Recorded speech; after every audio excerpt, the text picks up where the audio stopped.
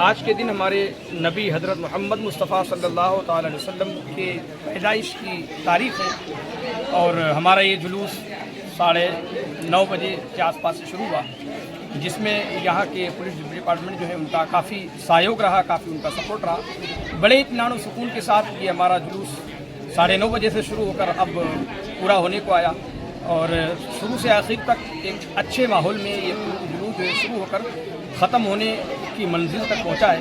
हम हमारे सब पूरे लिमड़ी वालों की तरफ से पुलिस डिपार्टमेंट का और तमाम जिन्होंने हमको प्रोटेक्ट किया, हमको सपोर्ट किया, उनका तहे दिल से शुक्रिया अदा करते हैं। आपका नाम क्या है? हुसैन अहमद मोहम्मद बिन इलियास।